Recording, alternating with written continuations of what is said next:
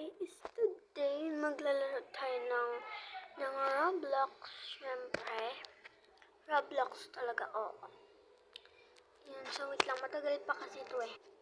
Ito nga pala yung Roblox ko Shy na. Tapos may ewan ko kung ano yan. So, ewan ko kung ano lalaroin ko. Ito nga pala yung kasama ko, si Princess. I-follow nyo na din siya.